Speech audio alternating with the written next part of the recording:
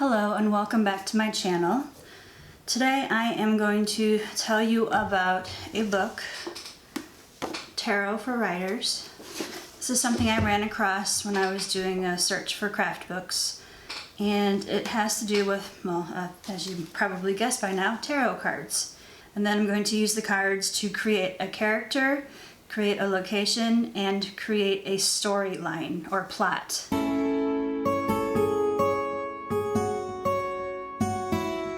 What's going on with me?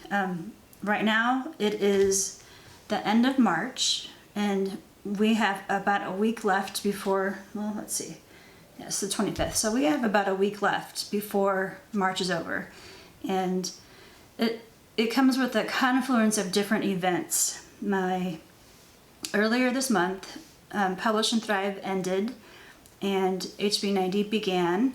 And I'm working on that right now. If you can see behind me on the board, all the purple stickies were actually Publish and Thrive stuff.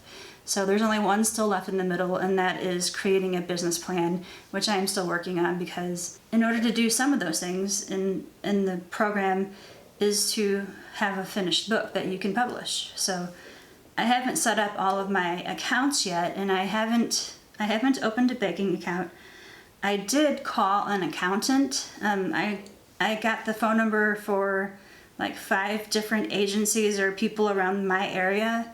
The last person I talked to, I told her I needed guidance on what kind of business entity to choose and to talk about tax implications for the business, and actually to see if there's any kind of a program out there that I can use to keep track of the accounting and book stuff whenever it comes about.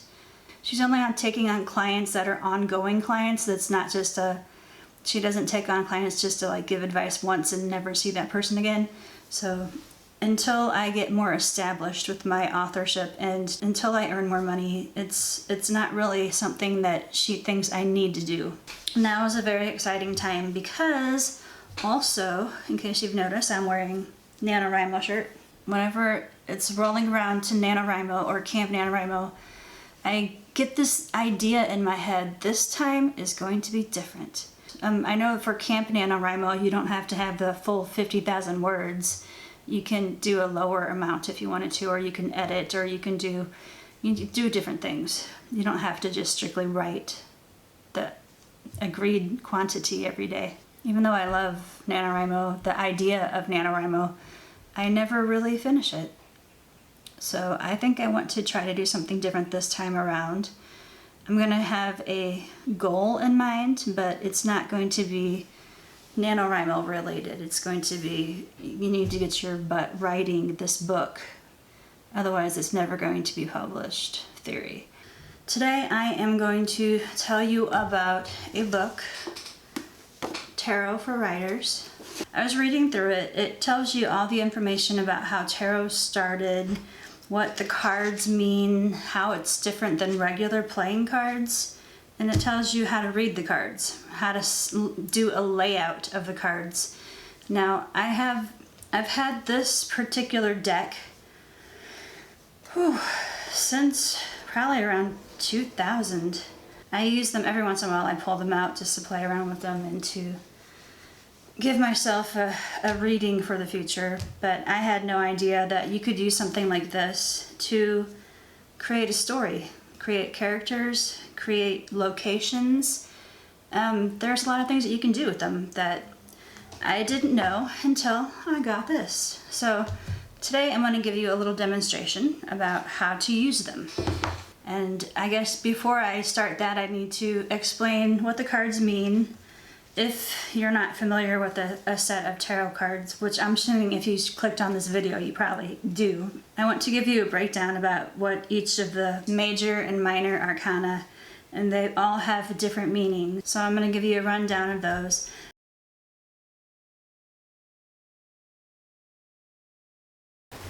I started this video several days ago, and I was going to go over Tarot for Writers, and I never finished it, so that is what I am going to do today.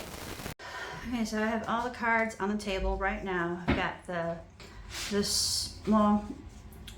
When it comes to tarot cards, there are the big face cards, and I'm not talking jacks or kings, I am talking like the characters that are bigger than life is what my card or my book says. So we have Chariot, Strength, Hanged Man, Death, Star, the Devil, the Hermit, Hierophant, Magician, the Magician, Emperor, Temperance, the World, the Empress. Is that an Emperor? Oh yeah, Emperor and an Empress. Okay. Fool, Justice, Moon, Judgment, High Priestess, the Sun, Tower, Lovers, and the Wheel of Fortune. Not today's game show. Alright, then we have the suit, I guess you would call them the suit of cups, the suit of swords, the wands, and pentacles. So we have cups, swords, wands, and pentacles. And there are different meanings to each of them. So when it comes to the suits, the ace is of course the lowest one. So there's the ace of wands, 2, 3, 4, 5, 6, 7, 8, 9, 10. And then it goes to the page, and it goes to knight, and then it goes to queen and king. The wands symbolize the spiritual world. And as you can see, this guy's got a torch, and that is because the wands are the fiery, everything's got fire. It is the fiery suit that reflects work, career, and special interests. That is the wands. Now it comes to the cups. It has all of those as well. The ace through the king. And so for this one, for the cups, it is the emotional side of everything. So you can see here that everything looks very romantic and everyone's holding a big gigantic golden cup. So this is like the emotions. Everything is just very pretty. And love is in the air in all of these. It represents the emotional side of things. And it's the watery world. That's why all of the pictures in here have some form of water in them. This one's it's in the background, it's in the background here. Everything's water.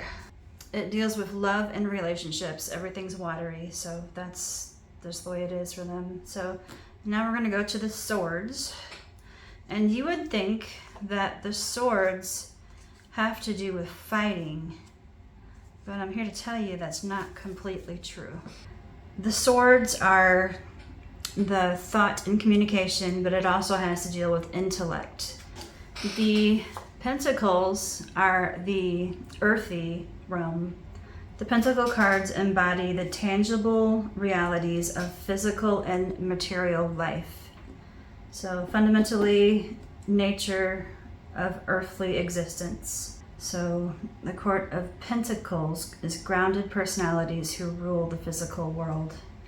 Something else I read in the book is that whenever you get a low card in these sections, it's the beginning of your journey, but whenever you reach the king stage, you're pretty much done with your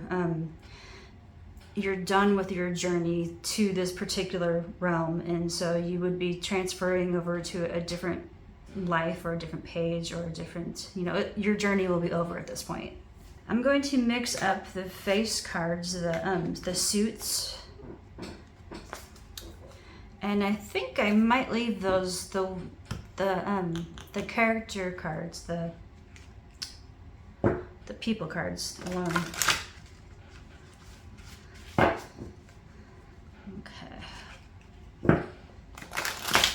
I hate shuffling these things because it's so hard. These are awkward shaped. They're not like playing cards at all. They're much bigger than that. They're like the size of a smallish cell phone. But of course, if you're watching this video, you probably already know that. Okay, I think I'm gonna ditch this cloth. I can't seem to shuffle cards using that. All right, so I'm going to use the big character cards for creating a character. So let me just shuffle these up a little bit. Okay, so I'm gonna cut the deck once, and let's see what I come up with. So this will be my main character, and I'll write these down as I go. So this can signify my main character's personality. So, the sun. Let us see what the sun signifies. So I just drew my main character. It is the sun card, and the sun card is a very optimistic card. It is a card that the person who embodies this card, this particular character, is full of energy and life and has consciousness, enlightenment, illumination. So this is kind of like the life of the party situation, I think, or one of those people that walk into the room and everyone just lights up because they're such a good person to hang out with, or they're fun, or they're, it's just always so freaking optimistic, which is kind of like the opposite of me. So that is that person. So we're just going to go with optimism, character-wise. Sunny disposition, which is almost like the same thing, but whew, boy, I cannot spell today. Anyway,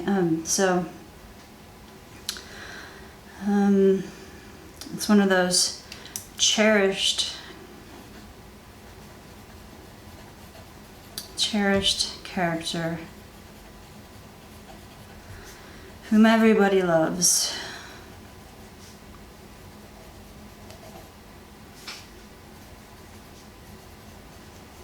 Okay, so that is going to be this card. I'm going to set these aside, and I'm going to go with the face cards, or the suit cards.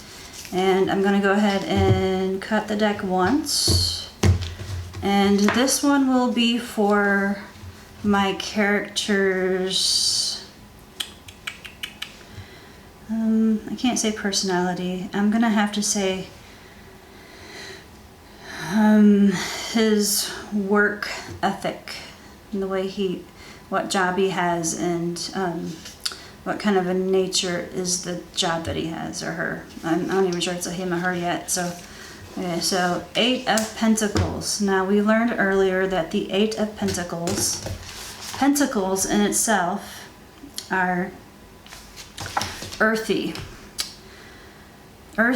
down to earth, very good with their hands, so they grow things.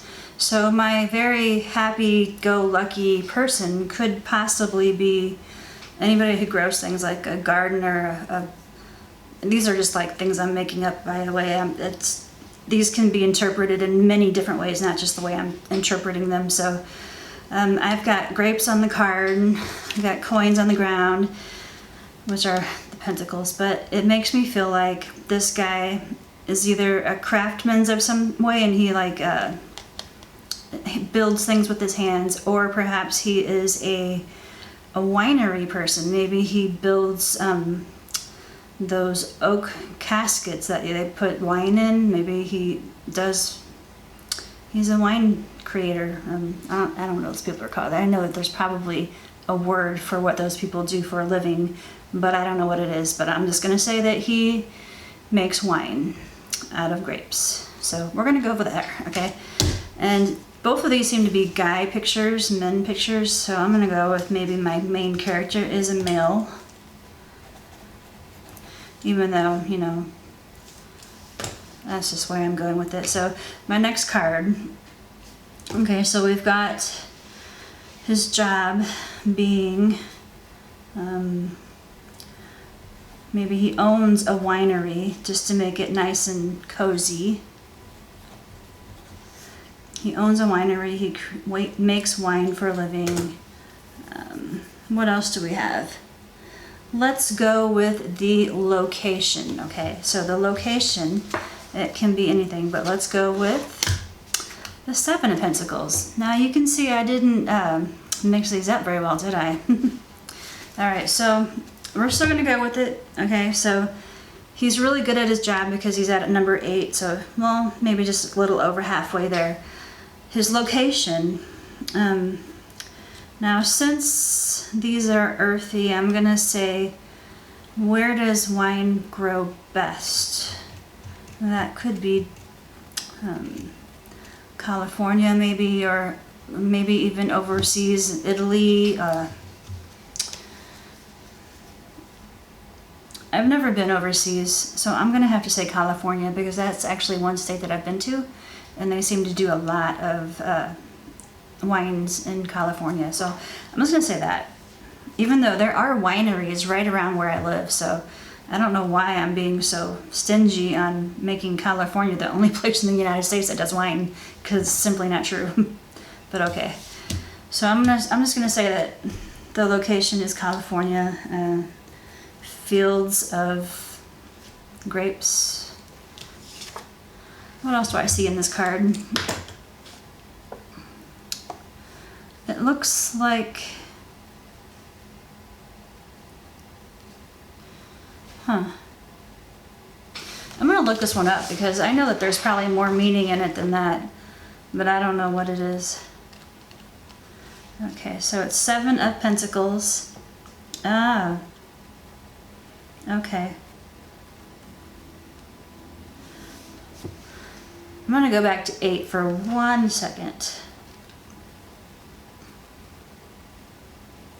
Okay, so I was pretty good on that. So the 8 of Pentacles, we're gonna go back to that for 1 second because I was trying to create a career for my character. And it says that an honest day's pay, arts and crafts, making money, self-protection, historic significance. So those all seem to fare well under the category of owning a winery and making wine. Arts and crafts, obviously, wineries are big. They're in. Everyone loves them. It would be great for a cozy mystery.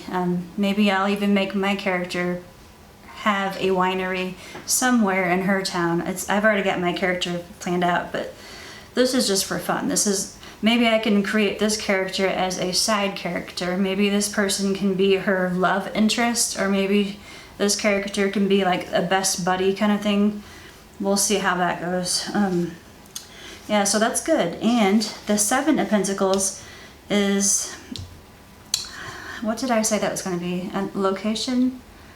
So this is going to be number 7, which is seed money, growth, fund, patience, counting chickens, and historical significance. Again, historical significance, I guess that's on all of them. But, so the location is, it's prospering, but not as fast as the character may want it to, because, you know, they're having, they have to be patient. They're trying not to count their chickens before they hatch, kind of thing, I'm thinking. And maybe this character is put his whole life savings into this winery, and now he's got to make it work. He's got to make sure that it's a successful business. So there's that. So that's what we're going to say. So winery, character. I don't know what I'm going to name this character, but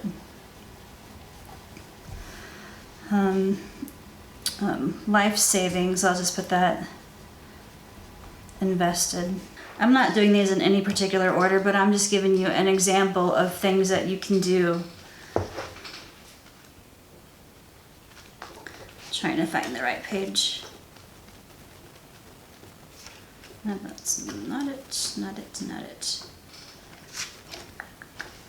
Oh, what is that? Oh, I have a card there. Look at that. Okay. Character creation. So we got protagonist, antagonist, foils. So we can create as many personalities as we want to. Alright, so my next one, I think we'll make it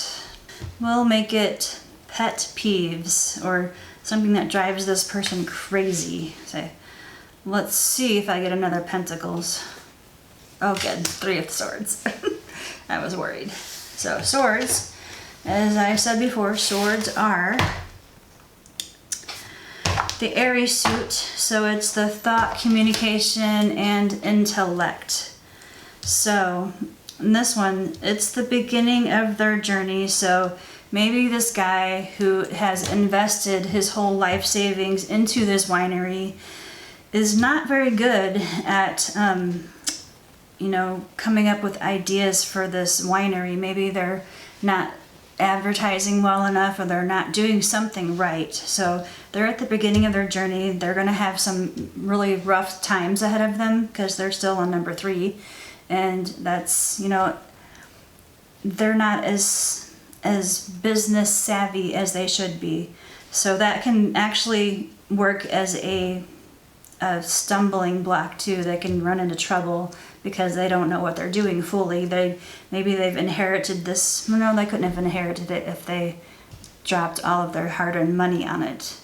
So I'm going to say that maybe they're just not being very successful at keeping the business afloat, and they're going to run through some really hard times. So business in danger of failure.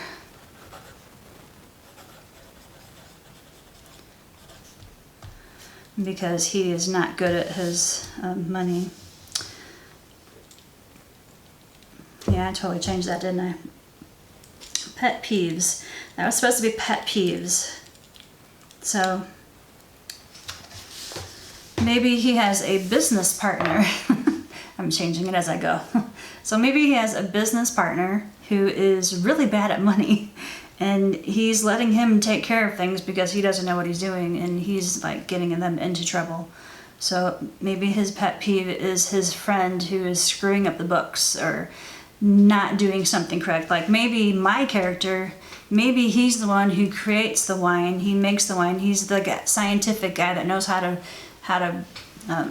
well, I don't even know anything about it, but I know that there's a lot of processing going on when it comes to wine. So he's the guy who knows how to process these things and make them, you know, age well and taste good and all that flavorful stuff. I don't know.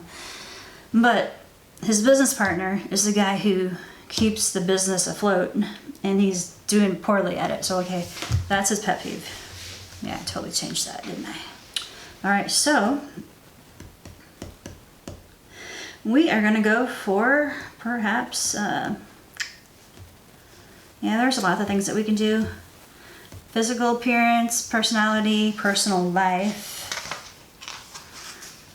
personal history, and favorites.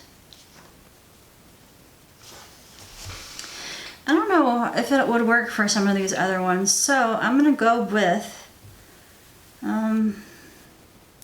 see, I know I feel like I need to have the big picture cards mixed in with these guys, because I probably should have. But anyway, it doesn't matter. I'm just giving you a rundown of what you can do with these cards. There's so much variety in them. You know, having this book and using your tarot cards to create characters and locations and plot lines, it can be as easy as using these. These are story cubes, and I got these many years ago. I actually bought them on eBay. Somebody was selling all 3 of these together, and I think they were like $30. And I think that's a pretty good price for them, because I think I don't know that they make these still. So a lady that I used to work with, she was actually my boss at the time. She actually showed me some of these. I think her daughter used them for school or something, or just for fun. But all of these, they have little dice that have different designs on them, and you can kind of create a story with them. And there's a lot of different kinds. I don't know if you can see these or not. So we'll move these out of the way. Okay, this one is the Voyages one. So I can have my character needs to go on a trip or something, and maybe this is a vacation, maybe this is a business traveling thing. But let's see what I can come up with. Okay, well, here are some looking like cashews. They look like cashews. I don't know if you can see that clearly or not, but So perhaps he goes on an airplane and he eats cashews. He's got his briefcase with him. An egg, a telescope, some gears, a map, camera. All right, so okay, for these, I guess this is like a big hole in the ground or something. I'm not really sure what that is supposed to be, but everything else looks pretty this one looks like perhaps a security kind of thing. So, eggs.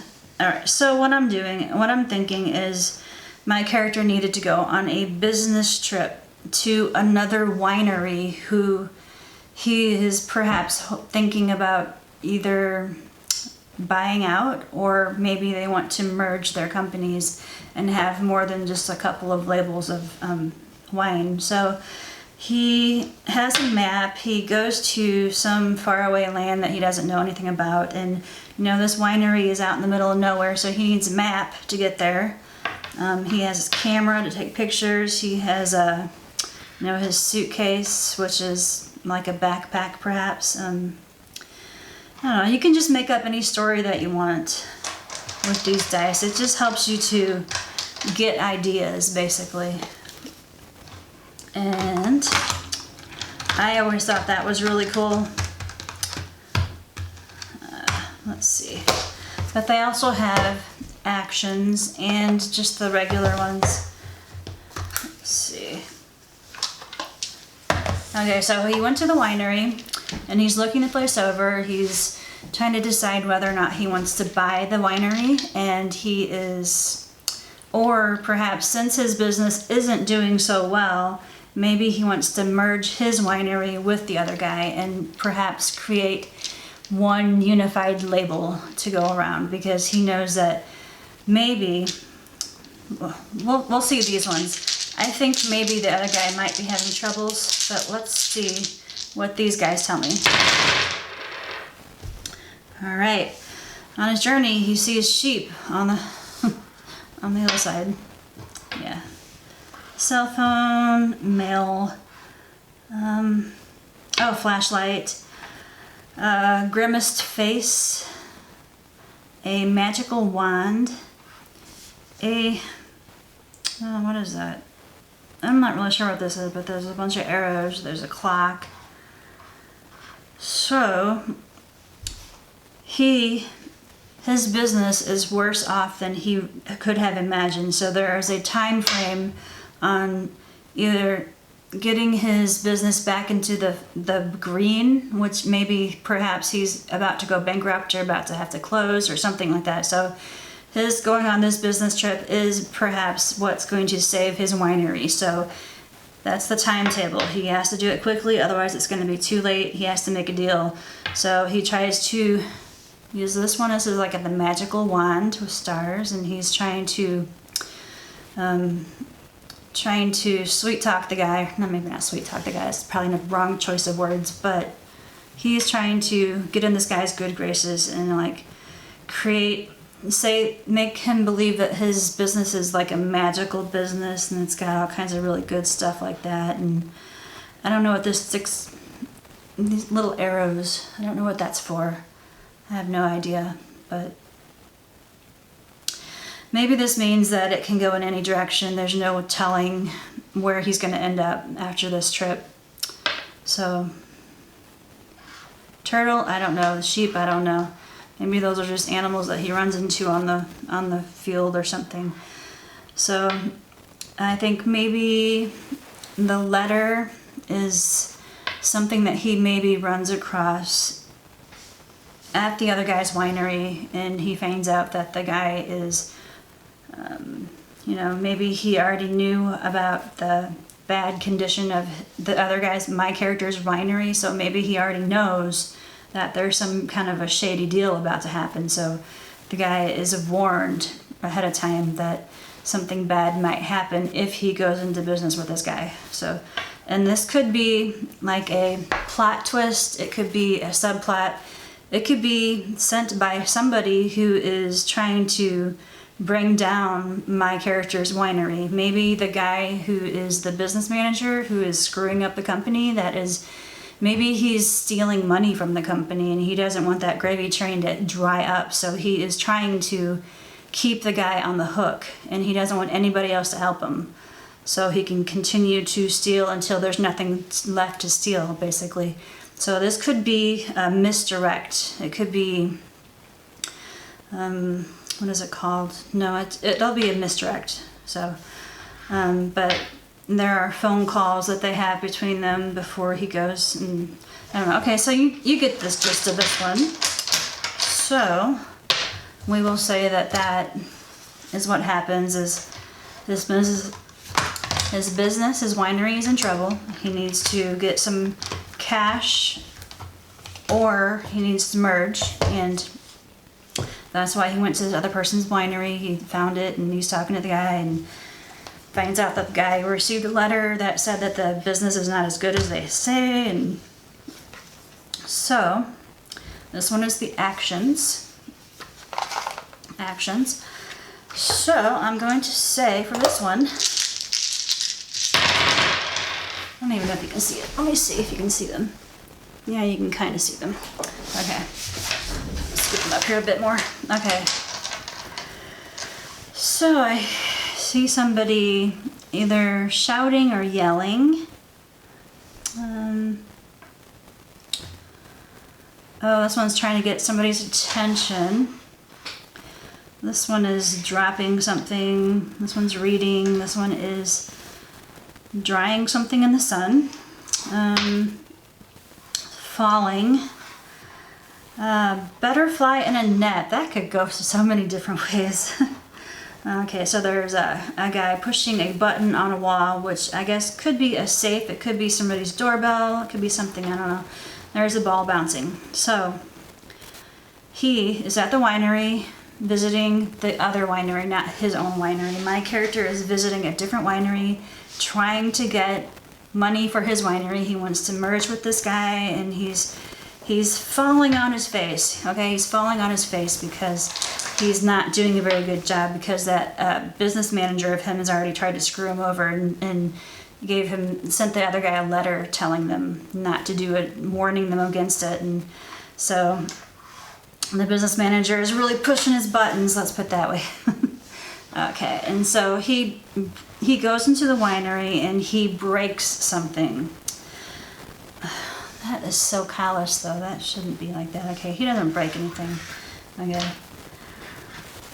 All right. One of his business. How to say it.